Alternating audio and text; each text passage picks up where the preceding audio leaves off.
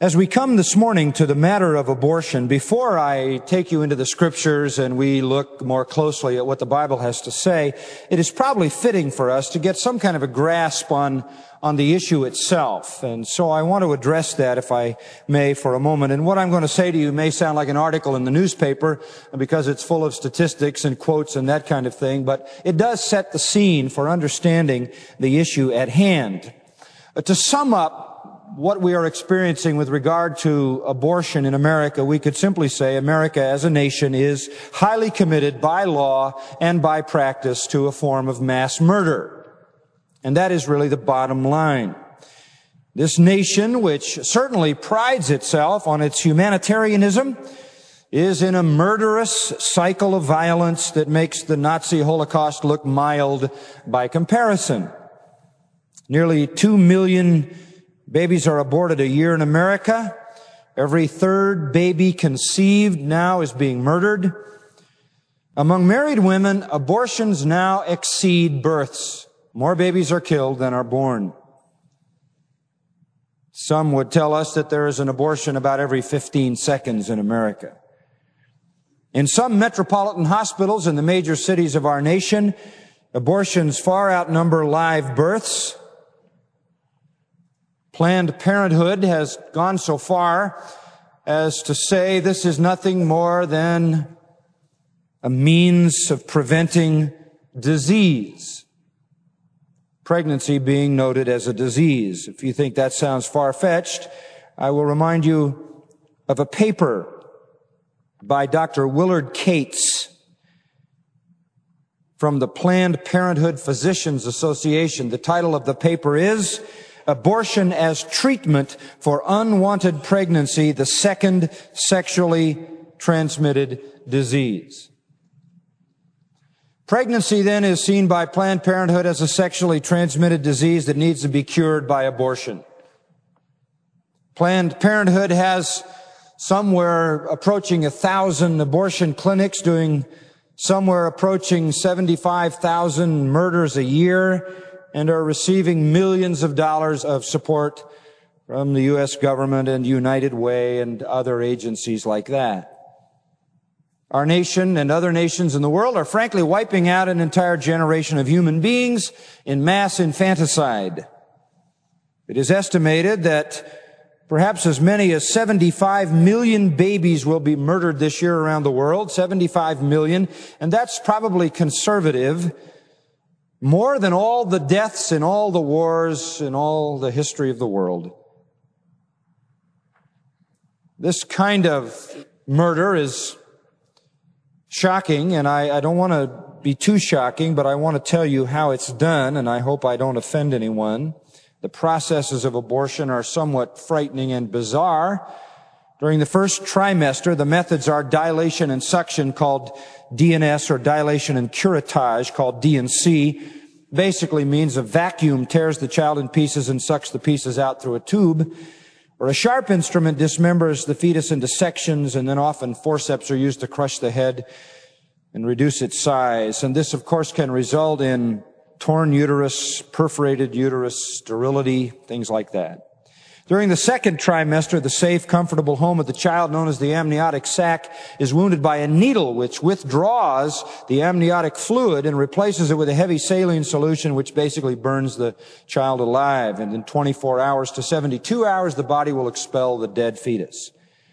During the third trimester, a hysterotomy is used, sometimes prostaglandins, a drug producing delivery by stimulating the uterus falsely into labor. These sometimes produce children born alive who are then left to die or even killed.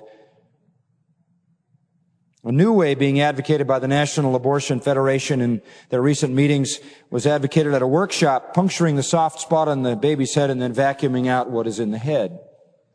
Another abortionist at that meeting suggested that the length of the baby's foot could be measured and used to determine the price of the abortion. It almost sounds primitive, certainly not characteristic of a culture sophisticated as ours is. Even cesarean sections are performed as abortions in the third trimester. I remember reading about a case in New York City where twin The babies were conceived in the womb, thriving. Both of them had Down syndrome, and they were killed by puncturing their hearts directly. Hundreds of these attempted abortions in the third trimester are born alive and then used in some kind of experimentation.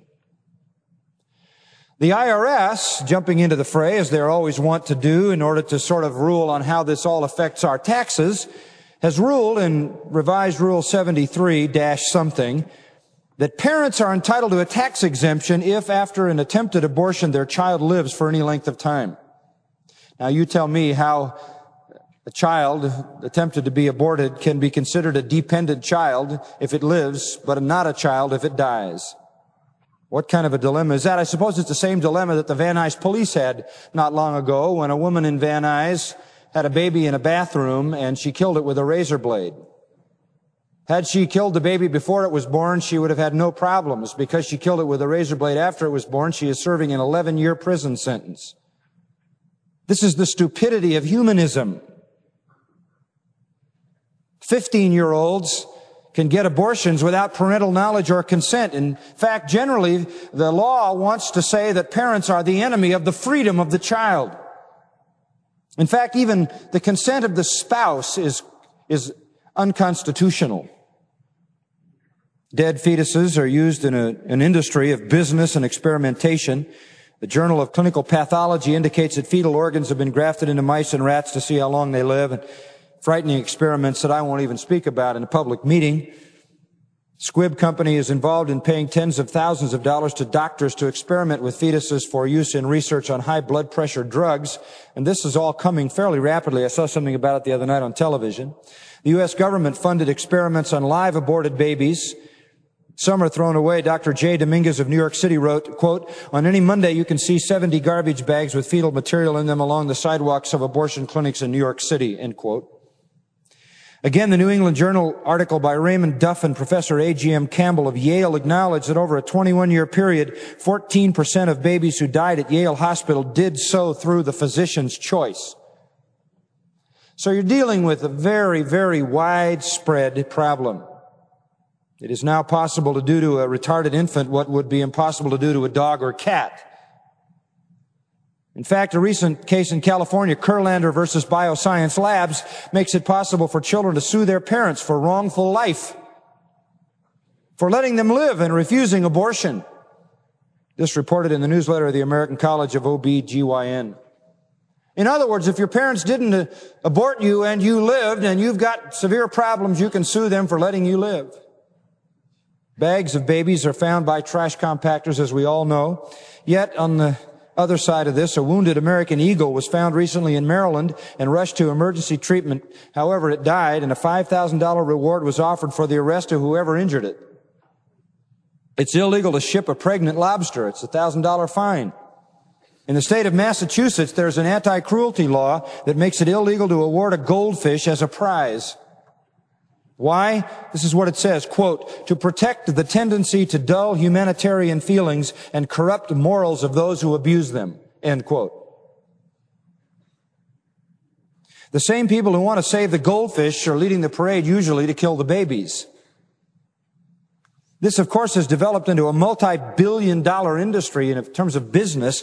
Many people make their money on this. I talked to an abortionist who was attending our church some years back, and presented to him the gospel, and we had several meetings together. He understood fully the gospel.